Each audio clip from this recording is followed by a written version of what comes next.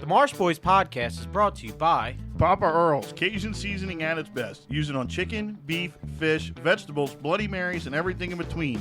Check out their fish fry for that perfect golden crispiness and that great Cajun flavor. And Top Down Decoys, the most affordable silhouette decoy on the market. Their horizontal and vertical styles are both a perfect fit for adding numbers to your snow, speck, and Canada spread. You can check out all of our great sponsors through the link in any of our social media bios. Thank you, and we hope you enjoyed today's episode.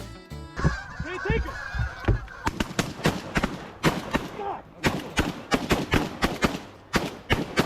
What? Could be a multitude of things. Happy Why do ending. I feel like Ryan was the one behind the monkeys getting out in South Carolina? Let them be free, dude. You have monkeys in your work. There's more than that. Are we allowed to talk about that on there? PETA knows that's why the hills are there, so they can't. Are take you on the pictures. podcast? I just started recording it. I mean, I'm not saying anything nobody actually knows. That's a good why they point. put hills in front of the animal buildings, because they would sit outside on the street. Yeah. That's There's wild. monkeys in there. There's a whole bunch of stuff in there. The Black monkeys got out a widows. long time. The monkeys got out a long time ago. I heard a story from my uncle that back in the day, one of the maintenance guys let a monkey out and hid it in one of the mechanical spaces, and they would go up and give it like pizza and cigarettes, and it would just hang out with them. So, yeah, hunting. Yeah. My brain is like so flushed right now. It's been a long Monkey hunting, dude. The guys in South Carolina, dude. Can you imagine sitting in a deer stand and a herd of monkeys run by? I'd probably lose my shit. I'd be taking my climber and climbing as high as I can. So here's a question for you. I know you can go to other countries and go monkey hunting. One, would you do that? And two, would you eat it? 100%. Ooh, that. I wouldn't. I don't know. I don't know if I'd eat it. I don't know. I don't know about killing it. But we were just duck hunting today, and I was like, "This girl shot a freaking Monkey. It was a monkey, but it was like an orangutan." I was like, "What the hell?" She's trying to what? What was it, a baboon? She shot an orangutan in Oh. Texas, and she's Oh, like, it's the a way they hold baboon. it. Yeah, baboon. You But the can way they shoot- hold it, dude, Uh-huh. weird. You can shoot Yeah. With the baboons arms in up and the Texas? legs are standing, I was like, okay, that's a little strange. Brian, you can shoot anything you want in Texas. Anything. I want. Anything you want. You know, Anything there are more captive tigers in the state of Texas than there are in the wild. Yeah. wild tigers in the Mhm. world. Yeah, there's like when we used to go to Texas, dude, you'd be sitting in a blind like you're pig hunting, and here comes a giraffe, and you're like, what the hell? Yeah, and then everything has a price tag on their ear. Mm-hmm. What? Yeah, that's the same Are thing. these Yeah, like they private reserves, or they're Yes. just in the Yes. wild? They Yeah, just let they're- giraffes no, go it's and put a fenced price in. tag in their ear and say, Yeah. No, the state of It's fenced Texas wrangles 10 giraffes every year. "Yeah, you got a full permit." Then so like when we would go, they'd give you like a, dude, it was crazy. You'd like drive down the dirt roads, and they'd be like, "Pig, shoot it." And they're like, "What?" And they're like, "We're in the truck." Who cares? Number one, we have ARs. I'm just like, boom, boom, boom, boom, boom. You're shooting pigs out the windows. They have feeders on the front of their trucks. They're just salters. Like, here are their salters. There are their corn feeders. That's And wild. dude, they would drive up to the blind, turn it on with the feeder that's already there, turn it on the road in and the road out. And dude, like 5 minutes after they okay, go in the blind, they drive away. 5 minutes, everything will come out. And then That's they'd give nuts. you like a pamphlet while you're sitting there in the blind, and it's just all the prices on everything. You just flip through. Oh, there's the zebra. Flip through the pages. $5 grand. Yeah, they we're have- not getting that. Do they have Black Friday deals?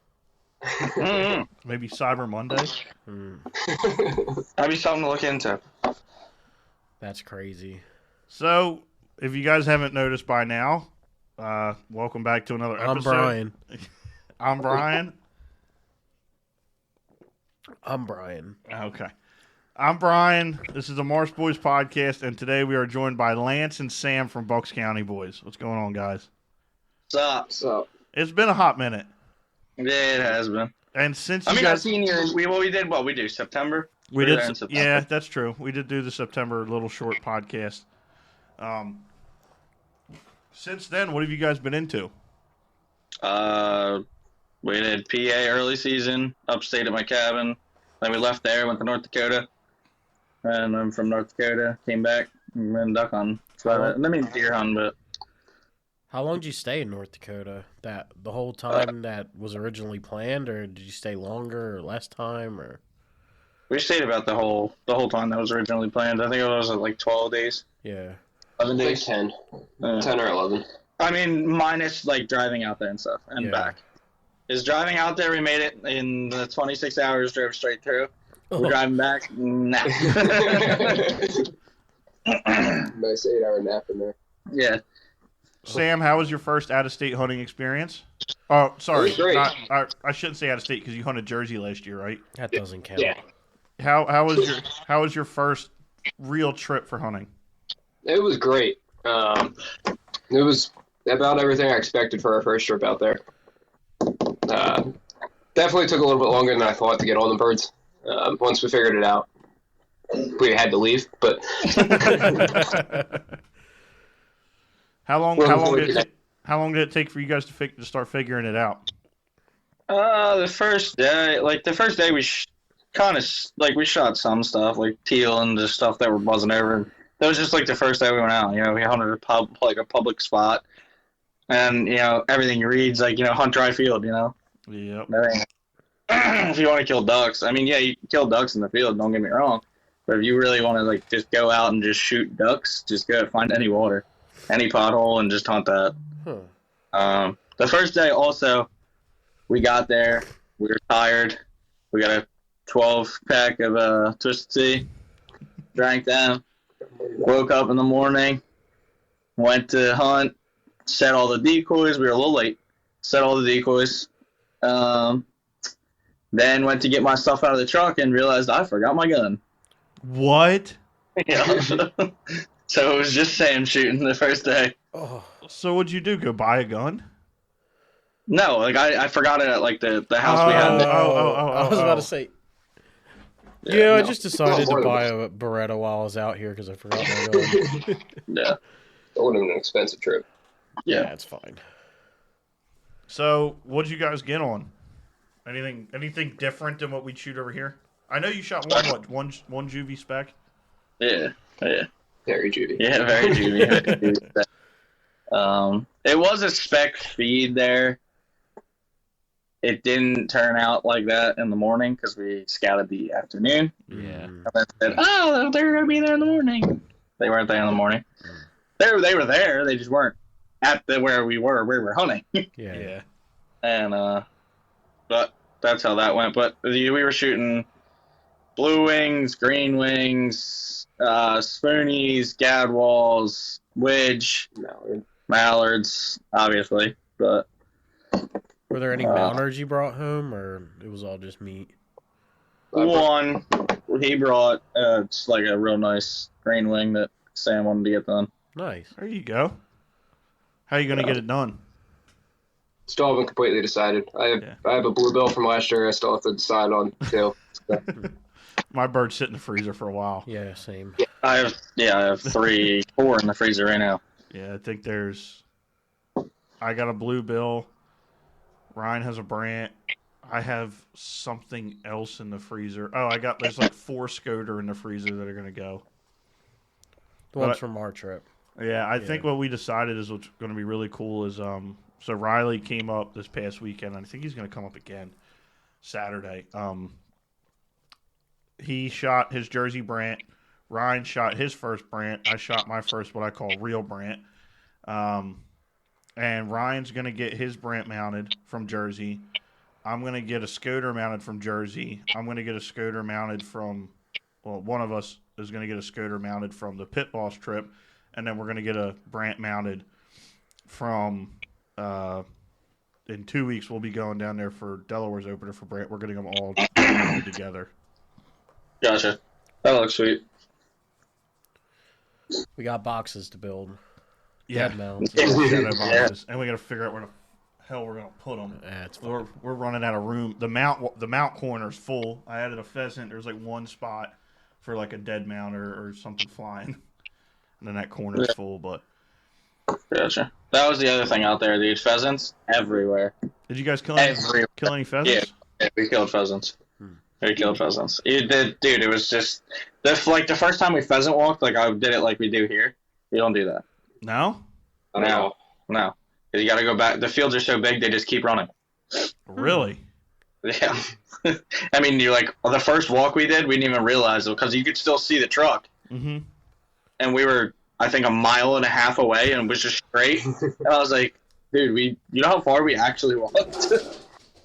But then you gotta back and forth, go across the fields, and then what we figured out you gotta do is one guy pushes this way, the other guy pushes against you. So then once they all, and then it forces them up. What else was different about out there? I'll be right back. Like, you said you had trouble getting the birds in. Was it a different strategy, or what was different about getting the birds in? There was just, like, in the field, it was just harder. Just like killing ducks in the field here. It's not like killing ducks on the water. Yeah. The ducks on the water, they were right in. Really? Like, you didn't even need to call. Now, the ducks that when we were trying to kill them in the dry field, they just didn't. Like, sometimes they would work. They definitely work way better than, like, here ducks in a field. But they just didn't, like, and I'm expecting, backpedaling. Like, we could have shot a lot in the field that day, but we just didn't. Yeah. Because I want them backpedaling to set down and not shooting them, 20, 30 yards above us. Yeah. So, I guess I also wanted to ask, how was it, like, pressure-wise? Did you see a lot of other people? And no, it's way more wide open there. Were there other hunters that were around, too, or you mostly had everywhere you went to yourself? Yeah, there was definitely other hunters around, but you could, like, basically what we did, like, every morning we picked a plan A, plan B, and plan C. So if we showed up and there was somebody there, we just went to plan B. Did you ever More get than to likely, plan A? there was every single time we got plan A. Okay. I wasn't sure. I know it's a big hunting destination, but also with all the room that they have there, I wasn't sure how much you'd be, running into other people. Yeah, there's a lot of hunting. Like, there's a lot. The closest we got to somebody was we wanted to hunt this cattle pond that we already hunted. That's the day we were one shy of limiting out. That was that day. And then we wanted to go back. We dry field hunted, and then I was like, all right, we didn't find any ducks that day. I was like, let's just go back to the cattle pond. We went back, and there was guys like 3 miles up on the same property, but they were 3 miles up from us, and they walked probably another 3 miles back behind us. That's the other thing. There is, dude, it's walking. Like, it's not like here, like, all right, we're going to get out of the truck and walk 400 yards down here, we're going to hunt. No, it's like, we're getting out of the truck and we're walking up 2 miles that way. Yeah. Well, that must be nice being that. I mean, was that something you guys were worried about going into it? Was having a lot of people, like, on your plan A's? Yeah, definitely. Probably pick 3 different spots every time. Yeah. Yeah. Yeah, that was definitely one of the things that, like, it was like, yeah, we definitely better find backup plans. Were they out-of-staters or in-staters, or you couldn't tell? Some of them were out-of-staters, some of them were in-staters. Like, when you would drive around and scout in the afternoon, you just look at the license plates. That's how you know. See anything crazy? Like any crazy states that were way out of the way? Texas. Pennsylvania? Yeah. PA, all our plates were way out of the way, but Texas, I think we've seen North Carolina. A lot of Canada plates, but we were only 150 miles from Canada. I was gonna say, I'm sure they came down. A lot of Minnesota. Yeah, a lot of Minnesota. So now we talked about this before. Did you get a lot of permission, like where your dad used to hunt out there? Yeah. Well, we only really asked the one dude, and that he was like, "Yeah, go, yeah, you can go ahead." Like they don't not care. Really? About that? No. As long as you're not. Sometimes they'll let you hunt pheasants if they're like not into bird hunting. Then you're fine. But now big game, you're never getting a spot. Really? Yeah. That's like that's where they charge you money or something? They'll probably charge you money. But if they like don't a lot hunt of themselves. Yeah, that's a lot of the guys hunted them themselves. Like we seen mule deer, pronghorn, Whitetails. Like they were just, and deer hunting out there is nothing like deer hunting here. It's like you'll drive and like where the hills are, you'll see a blind on top of a hill, and like that you can look miles, and that's Really? like that's how they deer hunt. Yeah, there's no trees. Yeah. I thought a lot of that was like out there you had to do a lot of like stalking and following the herd and stuff like that. I think with pronghorn, yeah, definitely, but Oh, absolutely. muleys, I don't know. I never hunted a muley. Me neither. That's something I'd like to do one day. Wyoming mule deer. It's like one of my. I want to do mule deer and an elk. I definitely want to shoot an elk. Bad. Yeah, I think if I were to do elk, I'd go down to Lake New Mexico though. You ever seen them things? They get massive. Yeah. Do a full body mount. Yeah, where are we gonna put it? Fill up this whole room. That's fine. We'll have to hang the mics off the antlers. Put it upside down. What was that? I said the kudu. What do you have? My buddy's dad, when we all went to Africa and all that, he was like, I was talking to Connor the other day, and I was like, why is all the mounts in the basement? He's like, yeah, I don't know. He's like, come take them if you want them. He's like, where am I going to put it? It's a kudu, and it's like, it's on a pedestal on the floor, and the antlers are through the drop ceiling. Oh shit. So how's PA season been treating you? Pretty now good. Early season was early season was good this year. Early season was good if we could shoot. It was we shot a lot of clays this year, like in the summertime, but like not like at a place to go shoot clays. So we were just shooting them out of a launcher, which is like basically shooting fish out of a barrel. Yeah, pretty much. So we thought we were good. We went out like early season. We had groups and groups coming out by, and we just did not. We were not on our game that day. Yeah. Well, look. We're gonna call. We got a call from someone else. But do you mind doing a Patreon exclusive interview real quick before we hang up? What is that? We're gonna ask you questions that we wouldn't ask you on here, or questions that would be liable to give answers that you wouldn't want to give on here. But somewhere. So like my secret spot, so to speak. No. No spot burning. My secret spot. Okay. Yeah, no, I'm fine with that. All right, guys. Well, thank you for joining us for the segment of the episode. We're going to wrap it up with these guys, and then we'll be back in a minute to finish out the episode.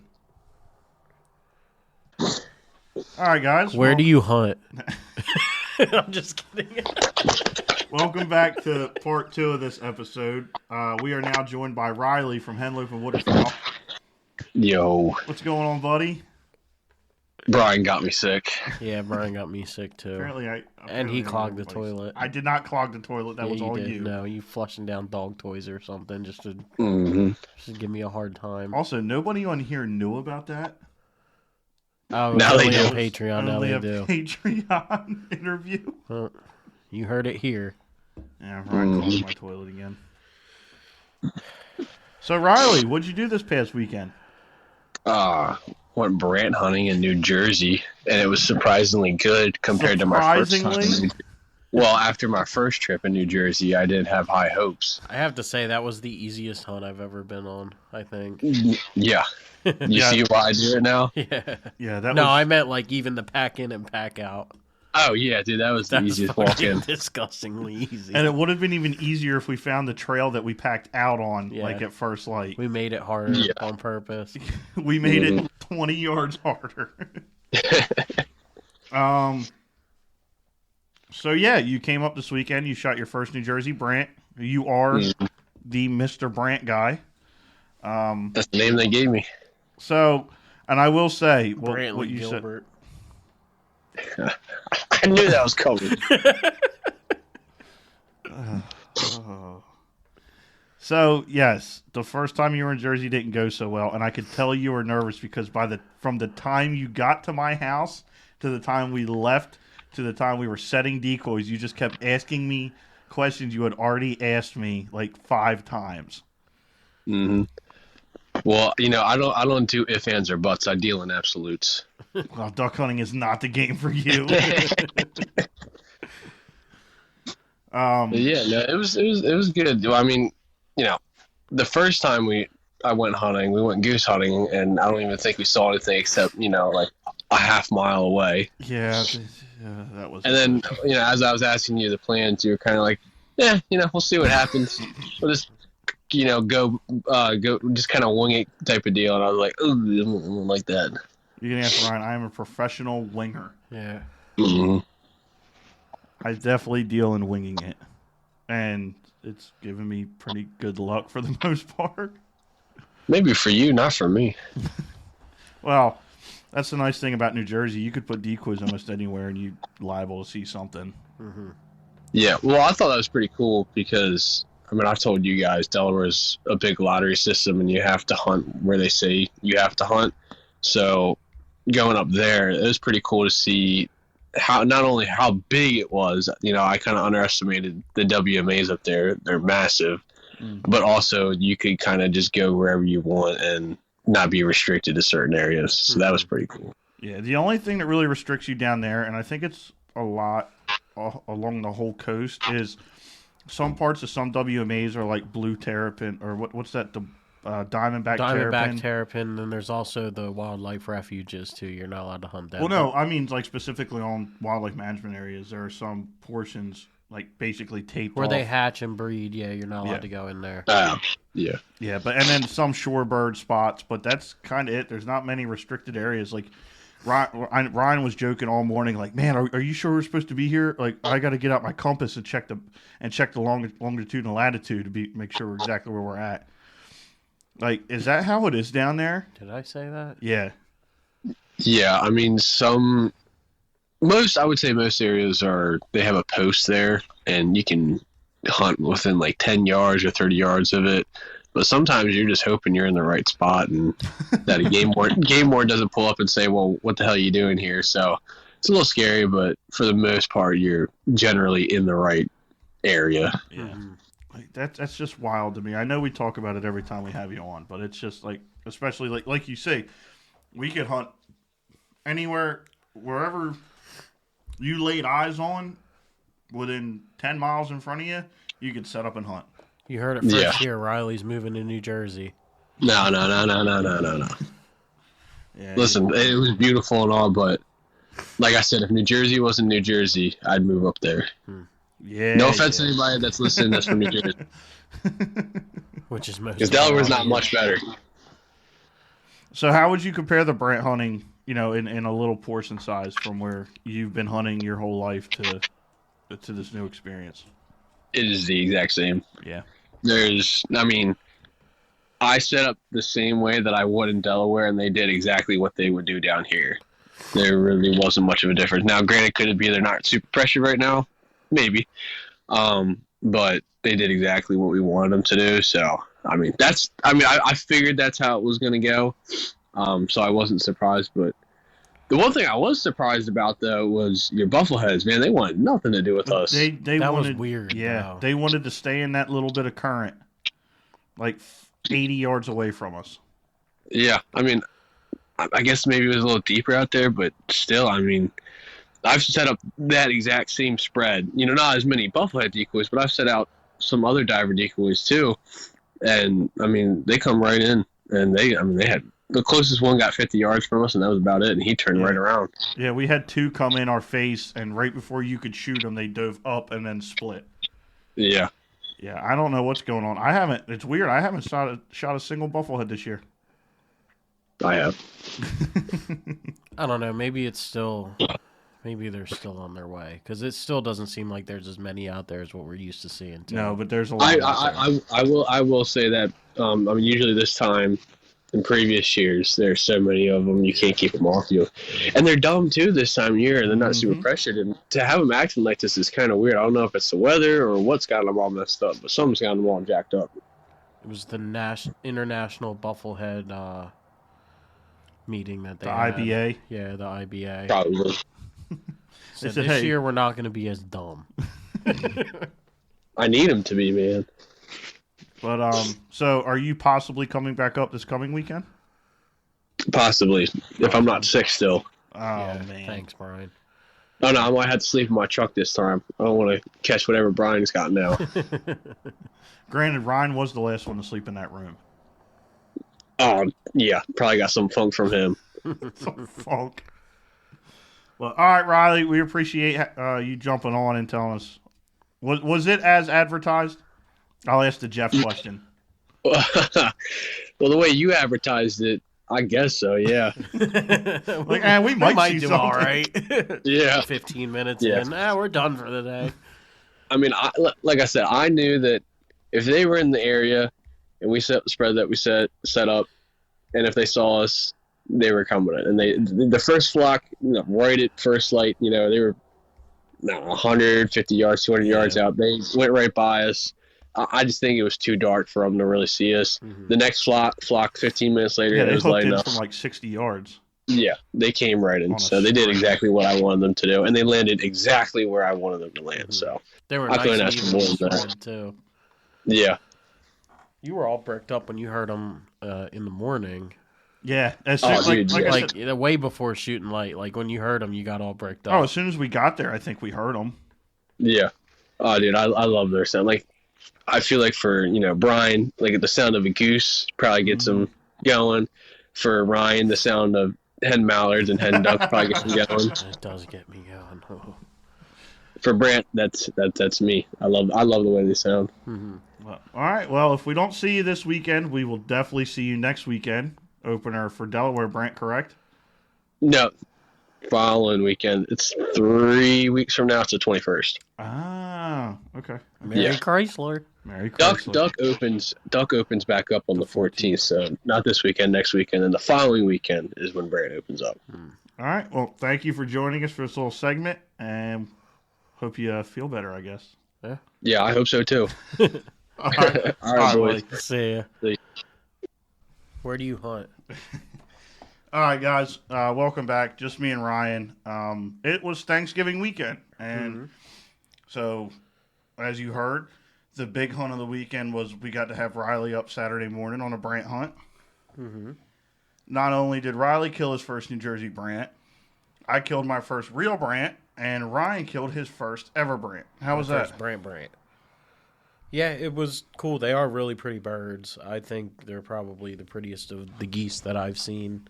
Yeah. I don't know. It was just a new experience. I love adding a new bird to ones that I've gotten, considering I usually only get hens. So it was nice. Yeah, it was definitely the only positive I had this weekend. Well, what were the downsides? My truck is donezo. Mm-hmm. And there were some other personal things that happened. More leading into the week, too. But, yeah. Anyway, want to talk about those? Yeah, I'm not. So, Thanksgiving morning, we knew it was going to rain. And normally, I'm not really a fair weather hunter at all. Ryan does not like this about me, but I'll hunt anything, anywhere. But Thanksgiving morning, we got up and it was 40 degrees. Pouring down rain, and as I talked to Ryan, he was up, headed to the field. I was headed to the field, and I got a nice text that said, from the other two guys that were supposed to hunt with us, that said, "Hey, raining too hard. We're just going to stay in bed." Mm-hmm. So me and Ryan get there, and like I said, it was pouring. And our option was laying in a puddle. It wasn't like we were sitting behind a panel blind or something. We were going to be laying in a cold puddle. Yeah. So for birds that may not even show up. So we got there, and we sat there for about 15, 20 minutes just praying the rain would let up, and it never did. Nope, we were watching the radar. It was just going to get worse. And it did. It did. It only really let up between 9:30 and 10 o'clock, and I had gone past where we were going to hunt, and just no birds were moving. Not a single bird moved, like, all day. But Friday, we got back on the geese. Well, a goose. You got a goose. Yeah. We should have had a few more, but, we were being a little too picky, I think, which is fine. I wanted them to get closer, and there's like bigger flocks that were working, but for some reason, something we did, they were flaring off. They didn't want to be there.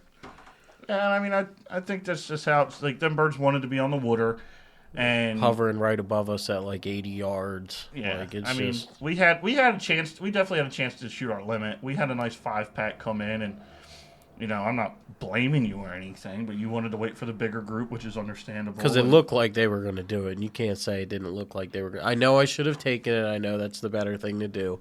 Yeah, but we they only needed really, 6. they really did look like they were going to do it.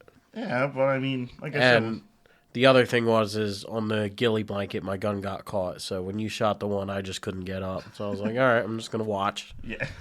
Well, Goose did get another retrieve, which I had to add to the total. Mm-hmm.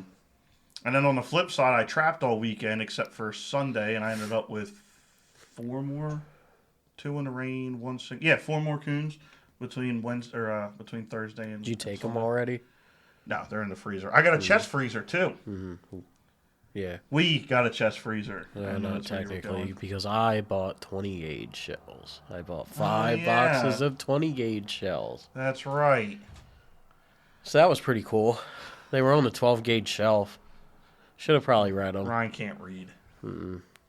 Yeah. So we were about to load up on the first light, and I opened the box, and I saw yellow, and I said, Brian, you're going to fucking kill me. I was so mad. That's the most I've been mad at Ryan in a long time. It happens. It doesn't. It happens. Not one time. I have a 20 gauge. Not one time have I ever gone and bought shells and then got home and went, ooh, I bought 20 gauge. Not one time in 16 years. You said it yourself. I can't read. Oh, I was being nice. So, well, I have a 20 gauge, so I'll use them, but that's probably all I'm going to use for the rest of my life. I cannot tell you what I was thinking in my mind on this podcast. I was mad. Oh, you weren't that mad. You got over it. I'm still not over it. Don't hold a grudge. Because I got shafted. You didn't get shafted. I bought you a freezer Yeah. and sent you money back. And then I said, most of it back, you'll get the rest. No, but it is something funny to look back because, I mean, we did have shells and, you know, it all turned out fine. It was just something funny I could bust on him for. I'll use them. When? Yeah, Who I was gonna knows? say, For pigeons? No. if we ever make it out to PA to hunt pigeons. I have shells for any small bird hunting if we ever get the opportunity to do that. Yeah. I'll be able to do it. I mean, I guess you could murder a pheasant, but you could shoot a pheasant on them. No, it'd be cool to take your 20 gauge out goose hunting. It's just, I mean, you got to learn how to shoot a little better. Yeah, you're right. I'm not even going to debate that. You're right. I mean, It feels better this year, though. I definitely feel better about my shots this year. because every time we've gone hunting, I've yelled at you to, like, slow down. Mm-hmm. Yeah, and I think it's working. And I've complimented you a few times on your shooting this year. It's been No, way above par. You don't like hip shots anymore? No, and it wasn't hip shots; it was tit shots. Yeah, tit shots. Anyway, that kind of wraps up our weekend. We hope everybody out there had a great Thanksgiving. Go ahead. I shot a left-handed crossbow, too, and managed to bounce it off my inner forearm. Yours? That's not a crossbow. Or not crossbow, compound bow. Sorry. Oh, was that Wednesday night? It was at some point. Some point. Yeah, Ryan shot my bow and ruined an arrow. Yeah, it's fine. The barn's dead. The barn The is- barn, I definitely got the barn. That concrete really Right took in a the hurting. vitals. Yeah. All right, guys. And this, you know, I know we go through our spiel every time we're late on an episode, but we'll be back to regular scheduled. I love you. Have a good week. See ya.